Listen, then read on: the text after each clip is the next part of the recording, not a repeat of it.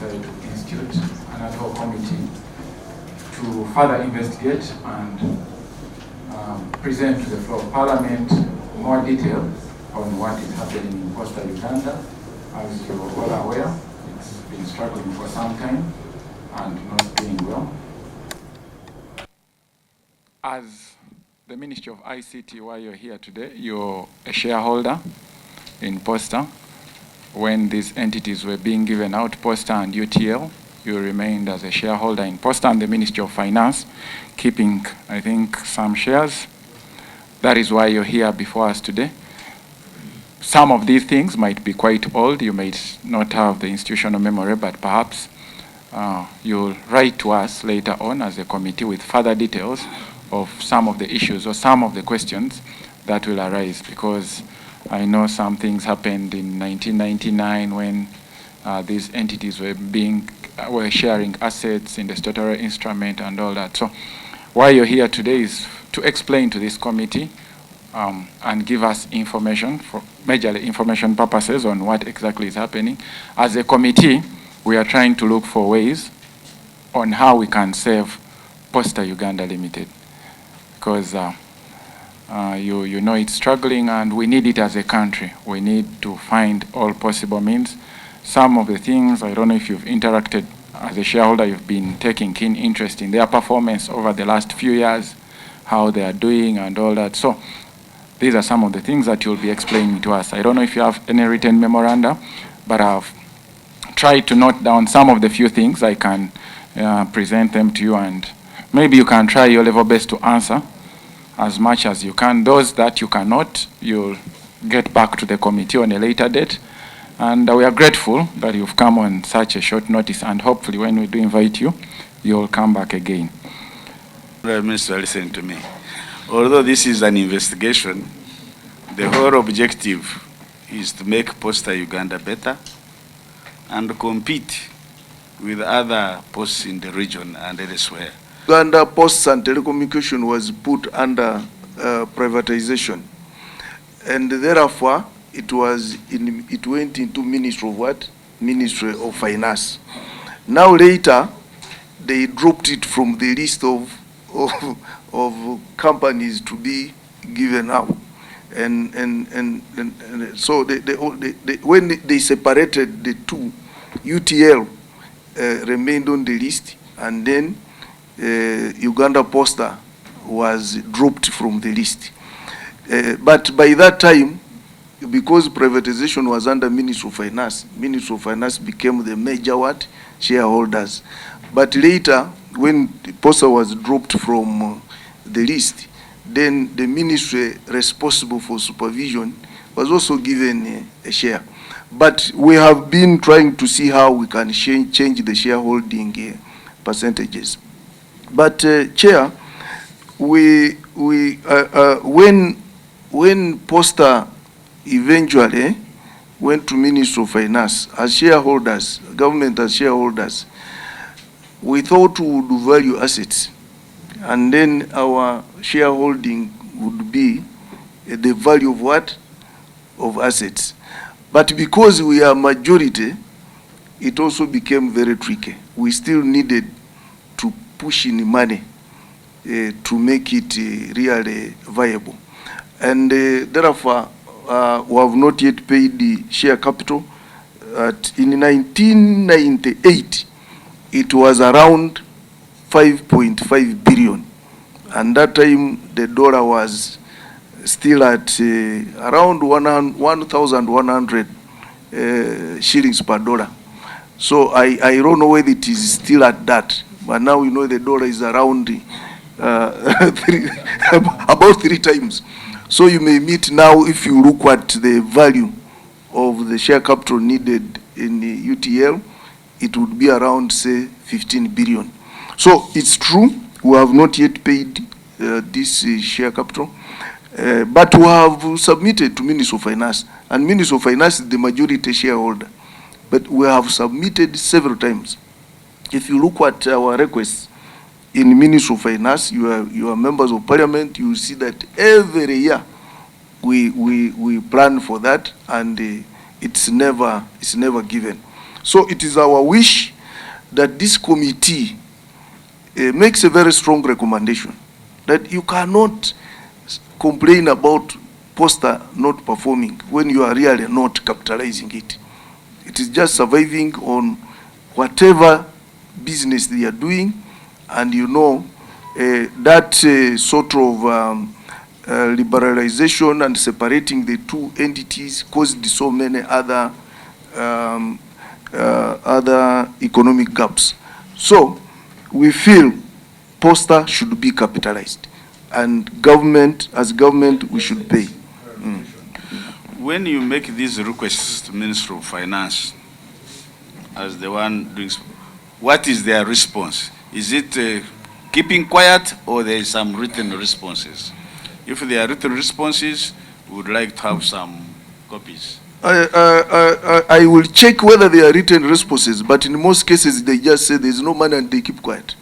Yeah, but if they are written responses, maybe on addition, you them. will share with this committee those written requests. Yes, yes. The money for the money as well. That one we are going to do because we have always proposed.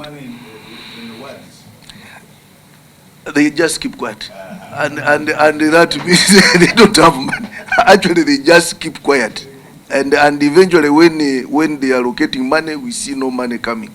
Sometimes even the Parliament has voted for this money, appropriated for money in Parliament, and that money is never what released. So we shall give you evidence of all that. And for whether we do checks and balances, yes, we do checks and balances because we receive quarterly reports from the board. They give us quarterly reports, and we normally discuss those reports in senior management, because our expanded senior management includes all MDs of agencies.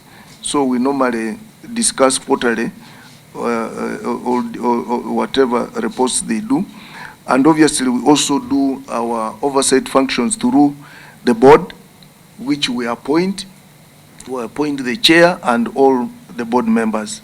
So it's not Minister of Finance which appoints the board. It is us, but we normally appoint the board in consultation with the Minister of Finance. But eventually we appoint the board.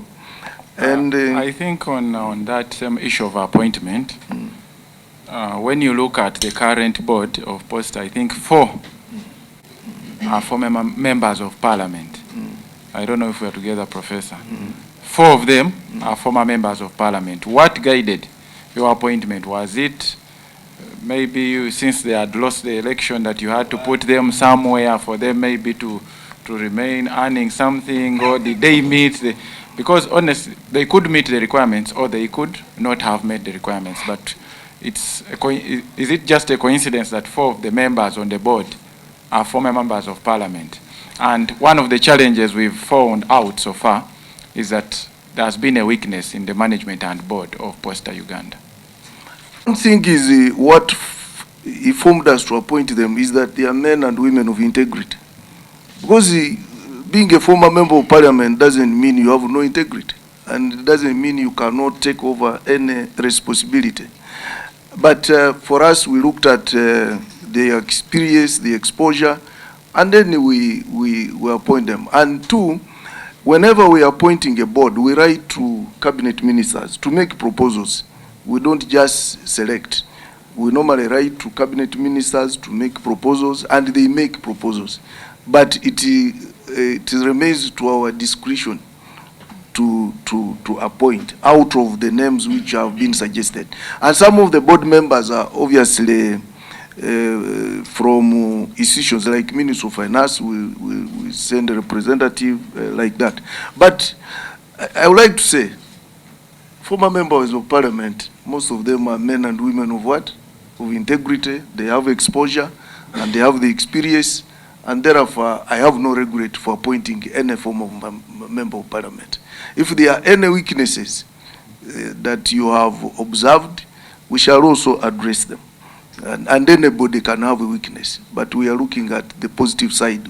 We want to get that positive energy from them as people who have been in Parliament and have exposure. Chair, it's true we already have information, and we have found out that their license expired. I think you've skipped on still the board. I brought up an issue concerning their remunerations. Yeah, the remuneration of the board, it is normally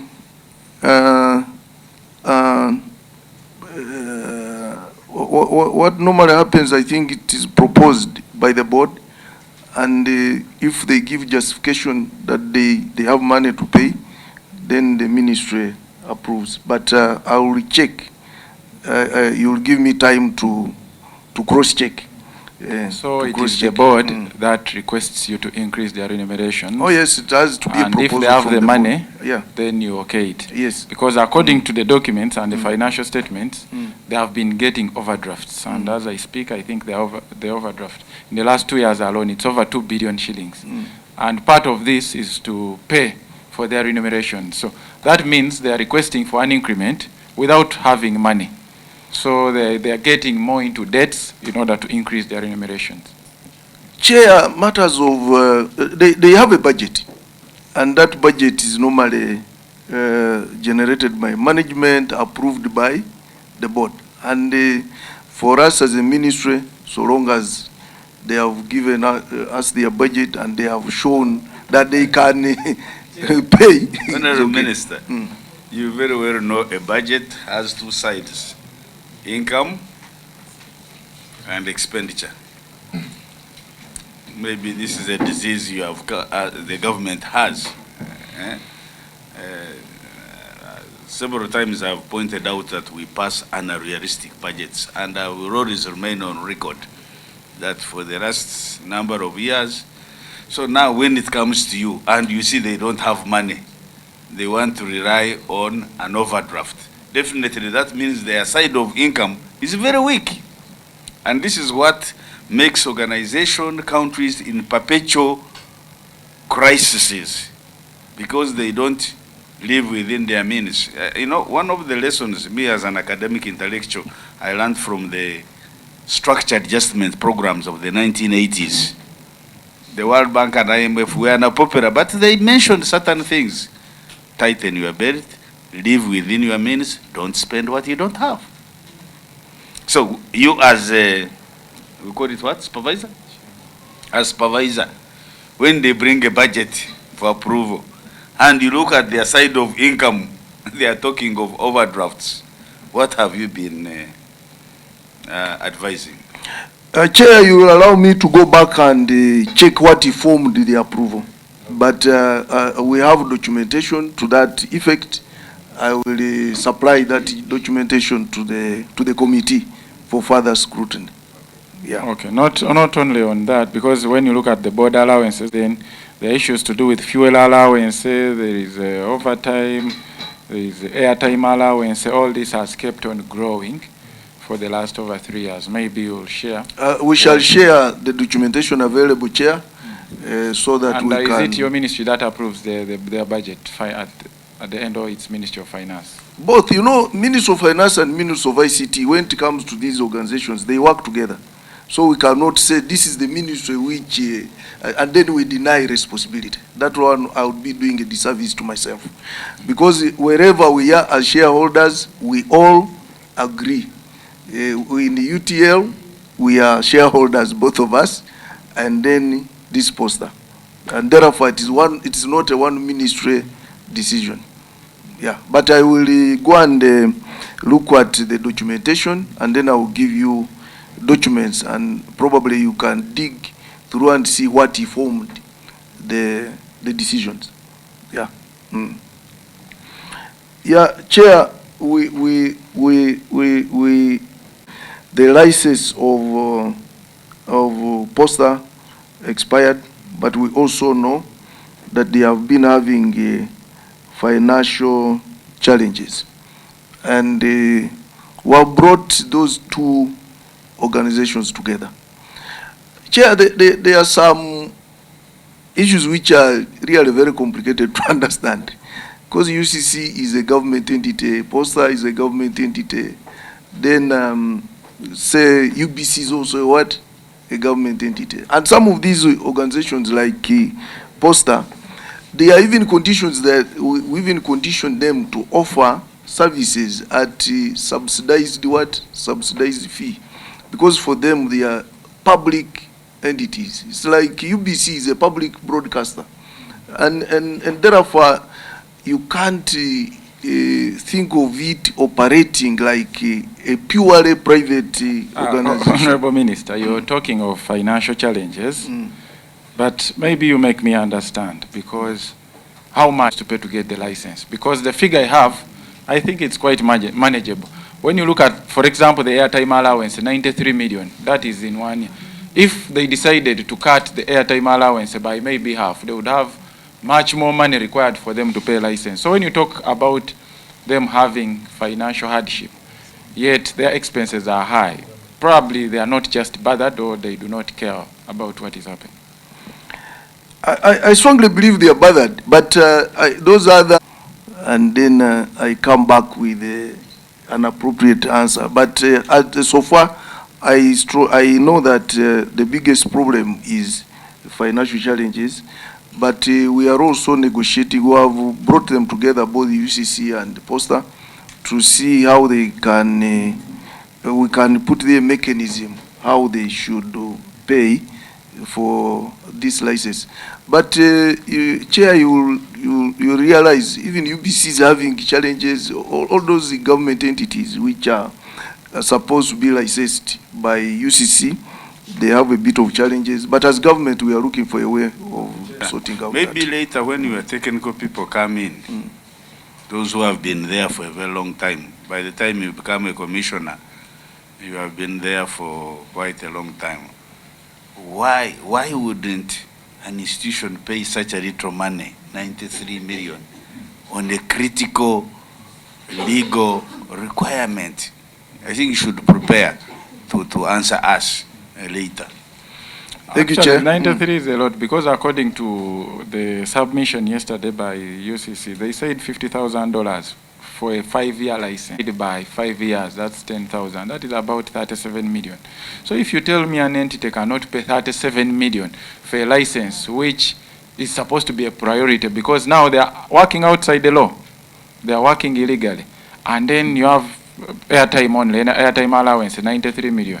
If you got 37 for the license from the airtime money, you would remain with a lot of airtime balance. So it is not probably financial. We need to dig deeper, and as a ministry, you need to get concerned and find out what exactly. That is why I asked, what are the other challenges apart from financial? Because when I look at their financials, I think they are okay to be able to pay this license fee. And Chair, if we dig out and find their foreign travels, what individuals have spent on foreign travels, you'd find maybe an individual has spent money which would have paid for the license. So technical, you, as you scratch your head, prepare to answer me. Thank you, Chair. I think the technical and Chair, if I can go to what other challenges which I think Posta is facing, but my technical officers will also come in at another stage. One is the advancement in technology, because now the traditional role of Posta has totally changed. Because if you can remember, Posta was about delivery of mail. It had a savings, some sort of savings scheme. It was running some postal savings bank sort of savings scheme, and those were the main activities. Later, they added on transport, because they thought buses should not go empty. They should deliver mail, but they should also carry people. But now, with the competing technologies, postal services like delivery of mails, it has now reduced tremendously. That's one way, because people now deliver mails electronically. I don't know when I last received a mail by Posta. But there is also competition from other players. When we liberalized the economy, even mail delivery was liberalized. There are so many other other companies which are now in that.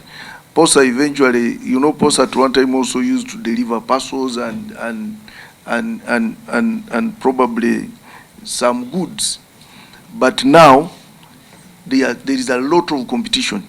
Even these bus service companies like Link, like Global, they now also deliver. They are now in the business of delivering mail and parcels and commodities. So Posta now is facing very high competition, and it being a government entity, government entities, competition becomes very, very difficult because decision making is bureaucratic. Where a private institution would take 1 hour to take a decision, a government entity takes about 2 days to take a decision. So that bureaucracy is also a big problem. And obviously with the digital services, Posta has not really digitized at a faster rate like other companies which they are competing with, and therefore there is need for diversification. That's why we are now going into the digital coding system, digital addressing system, so that we also match with the rest of the companies. And the my technical team will add on that. And if I can also comment on why we haven't resolved the assets issue, we are working on this. We have engaged both Posta and UTL. They have been having problems, and those problems stem from the asset sharing when the two companies were separated, and we are working on it with Ministry of Finance and see how we can resolve this, because we don't know why, we don't see why they should even fight. All these assets belong to government, so we don't see why they should really fight. But now that we are trying to get a private investor for UTL, and we have already signed an agreement, we are now fast tracking the issue of asset sharing, and so that we can resolve most of these issues of assets. On the petition, Chair. Just before you go there, you've got a new investor, and I think there is going to be a big problem if we are not careful, because if an investor is brought on board before you finalize the issue of assets, then I think we might face a huge challenge, because the investor might have been given a bigger impression, and at the end of it all, when you conclude these assets, it shows that you have less assets as compared to the assets when you bring the investor on board. But then, I don't know, maybe you can give us information, because I'm told this investor is already on board. How many shares is Reward Capital, I think, that is the new investor. How many shares is he taking, and how many are you left with as a ministry as well, and the Ministry of Finance? Reward Capital is taking, and so that the service can be sustained. We have no intention to see it die or collapse. So we rely on you, Honorable Minister. If the committee wants to interact with you again, we hope that you will avail your time throughout this process. I was not ready for this. I beg your pardon. Yeah. On regulatory issues, Posta complaining that there are restrictions. They have raised this issue, and we are trying to revisit the laws, because I think we want even to look at the whole all the communication laws, and we are coming up with several amendments very soon. And after that, then we shall also look at the regulations, because it's not only Posta, there are other players who have also raised several regulatory issues. But we are coming up with amendments of the communication laws. Some of them want to merge them into one for us to move with the current trend in technology, because technology changes nearly every day. So we must also look at the laws from time to time. And about, I think what we are doing on the changing trends, just as I've told you, we are also matching with the trends. But these trends need the investment. And because Posta is financially constrained, sometimes we can't match with the trends. That's why we want to urge the committee that let government at least also assist us in talking to Ministry of Finance so that we pay our share capital. Because you cannot think Posta will match with the current trends when it is not capitalized. The trends need money, a lot of investment, and because even these service centers, they need a lot of investment to really be operationalized. So we need money to turn around Posta to match with the current trend.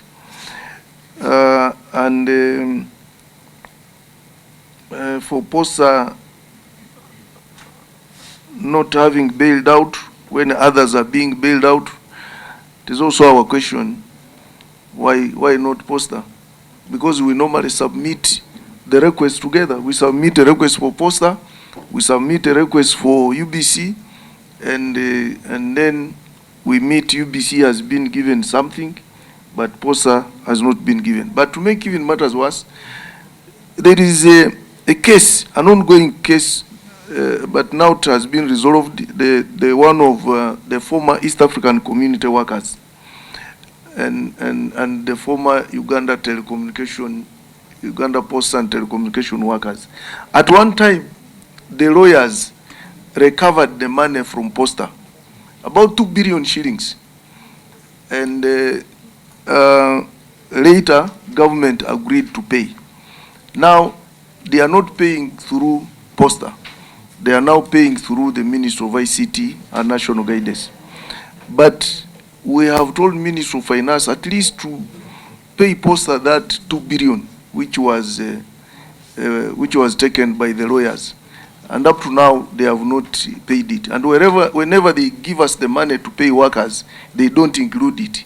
So we can't also pay Posta.